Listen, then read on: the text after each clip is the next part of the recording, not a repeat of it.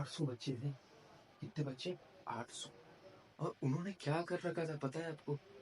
800 बच्चों बैठने के लिए 800 जगह थी बैठने के लिए, लेकिन उन्होंने 1000 से भी ज्यादा एडमिशन उस बैच में कर रखे थे। क्यों पता है? उसमें से 100 बच्चे तो एब्सेंट रहते थे हमारे हमेशा।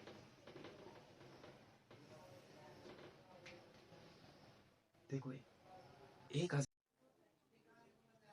क्या मैं सच में उन बड़ी कंपनीज को, उन बड़ी कोचिंग्स को, उन बड़े बड़े जो कोचिंग सेंटर्स है उनको एक्सपोज कर पाऊंगा?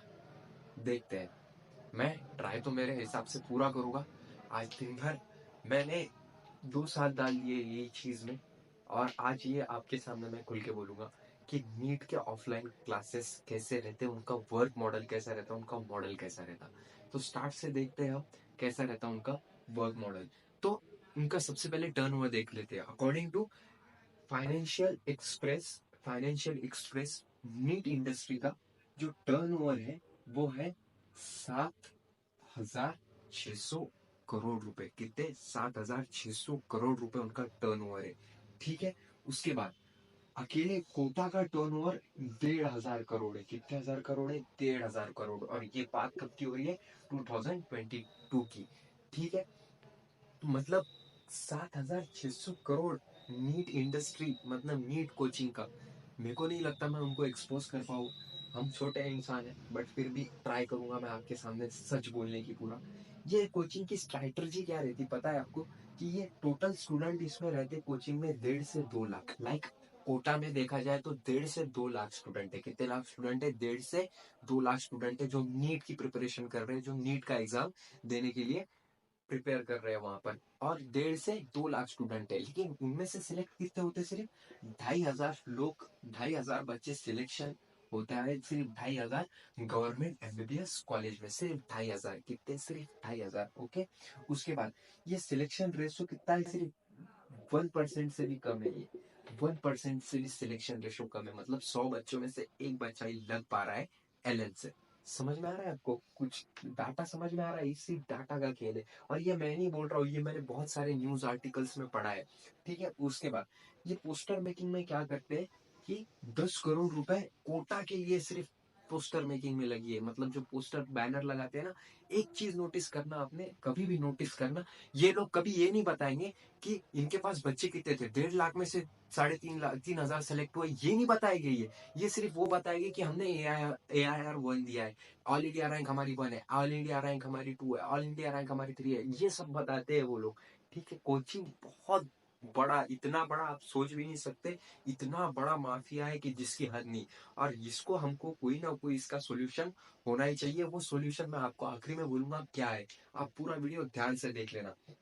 ठीक है। उसके बाद ये 10 करोड़ किस पे लगाते हैं? सिर्फ पोस्टर मेकिंग पे। लेकिन ये पोस्टर मेकिंग कैसे बनाते हैं? सिर्फ ये बताते हैं कि टॉपर हमने ही दिया, हम ही टॉपर देते, दूसरे कोई नहीं देते, हम ही टॉपर देते। अरे भाई, 1.5 लाख से 2 लाख बच्चे तुम्हारे पास थे, वो कोचिंग में थे, और उसमें से ही तुम 1.5 से 2 लाख बच्चों में से एक टॉपर तो आएगा ही ना यार। एक बच्चा 700 में से 700 प्लस जाएगा ही, ऑफकोर्स जाएगा। वो 1.5-2 लाख बच्चों का क्या जो सेलेक्ट नहीं हुए?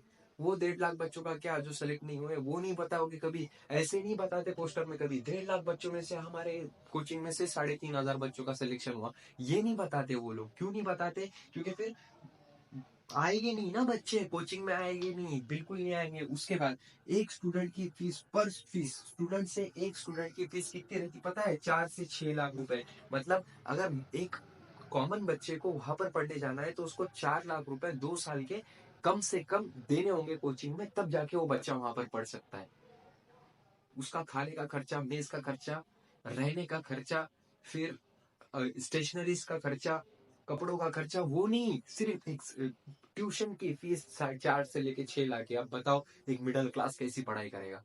कैसी पढ़ाई करेगा एक मिडिल क्लास? नहीं कर पाएगा। नहीं कर पाएगा। और एक और बात, ये स्कॉलरशिप के नाम पे क्या करते हैं पता है आपको?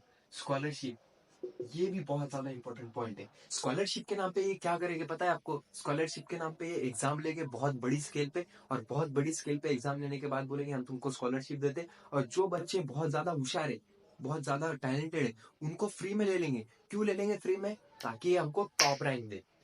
क्या दे? टॉप रैंक दे। तो ये क्लियर करना बहुत ज्यादा जरूरी है, हमारे दिमाग में डालना बहुत जरूरी है कि ये ऑफलाइन माफिया कर क्या रहा है, इसका टर्नओवर कितना है। इसका टर्नओवर ही देख लो आप, 7,600 करोड़। अब आप बोलेगे सर उनको खर्चा नहीं आता है, उनको बिल नहीं आता है, उनको ये नहीं लगेगा, उनको एक्सपेंडिचर नहीं लगेगा, उनको पढ़ाने को मेहनत नहीं लगेगी। अरे लगेगी भाई, लेकिन इतना 4 से 6 लाख रुपए एक स्टूडेंट से ले रहे हो। 1 लाख में भी तो पढ़ा सकते हो ना आप लोग, 1 लाख में एक स्टूडेंट को। एक और रियलिटी बोलना चाहता हूँ आपको मैं, ये इतनी गंदी रियलिटी है, ये मेरी खुद के लाइफ पे बेस्ड रियलिटी है। ये पूरी कहानी सुनो आप। मैं जब 10th में था, 10th खत्म हुई मेरी, और मेरे को डॉक्टर बनना था, नीट देनी थी मेरे को। सो अनफॉर्चुनेटली मेरे को नीट देनी थी और मेरे को डॉक्टर बनना था, तो मैं कहाँ पर गया, मैं यहाँ पर हमारे नेटिव टाउन में एक नांदेड़ बोल के शहर है, वहाँ पे गया और नांदेड़ में मैंने पढ़ाई की 11th में गया मैं। और 11th में जाने के बाद मेरे को पता चला कि यार यहाँ पर एक सब्जेक्ट की फीस 26,000 है। कितने हजार है? 26,000। एक मिनट, हाँ, मिटा दे। ठीक है। सो 26,000 मेरी फीस थी एक सब्जेक्ट की, बायोलॉजी की। ठीक है, 26,000 फिजिक्स की, और 26,000 केमिस्ट्री की। ठीक है, मतलब कितने हुए, लगाओ साथ साथ।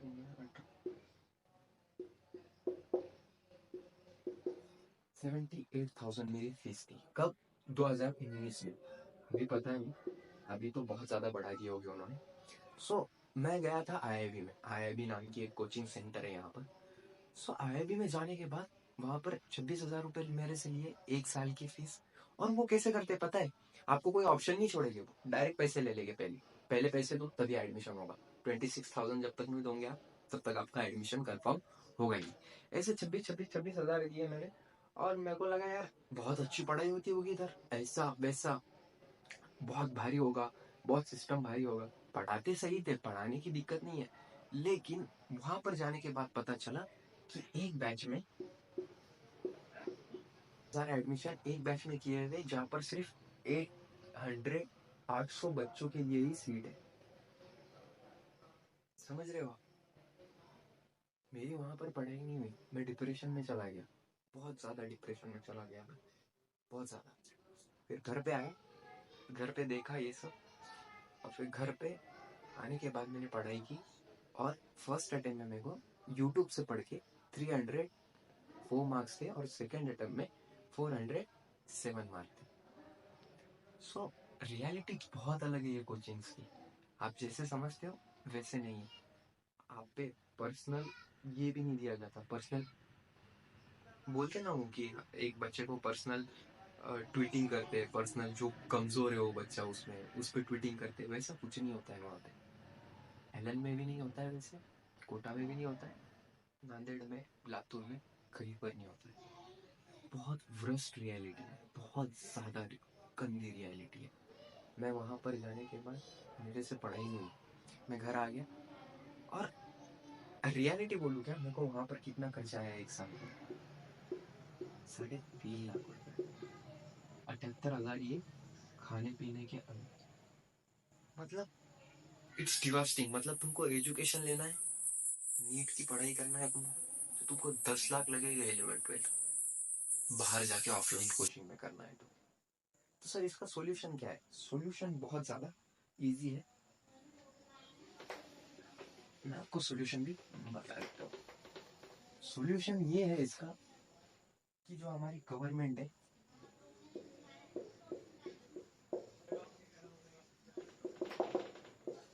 गवर्नमेंट से सब एक्सपेक्ट करेंगे हम डेमोक्रेसी में रहते हैं, तो जो हमारी गवर्नमेंट है उन्होंने इस चीज़ में थोड़ा इंटरफेयर करना चाहिए, और फीस को लेके एक जीआर निकालना चाहिए, कुछ बनाना चाहिए।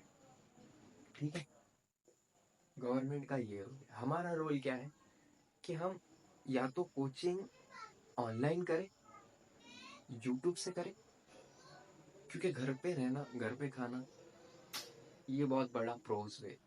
ऑफलाइन कोचिंग का प्रोज है, मतलब बहुत ज़्यादा फायदा होता है इसका। घर का खाना, घर पे बैठ के सुकून से पढ़ना। हाँ, उसमें भी बहुत ज़्यादा फायदे और नुकसान है, मानता हूँ मैं, लेकिन स्टिल अगर बहुत ज़्यादा पैसे नहीं है, एक्सपेंडिचर नहीं है अपने पास, तो I will suggest you offline coaching, क्योंकि मैंने भी ऑफलाइन कोचिंग की है। ऑफलाइन कोचिंग की है मतलब ऑफलाइन में पढ़ना सही नहीं है, ठीक है। तो आपको भी मेरे हिसाब से ऑनलाइन कोचिंग करनी चाहिए, ठीक है। सो अगर वीडियो अच्छा लगा होगा तो लाइक ज़रूर करना, शेयर ज़रूर करना अपने दोस्तों के साथ, और सब्सक्राइब करना बिल्कुल मत भूलना। Thank you.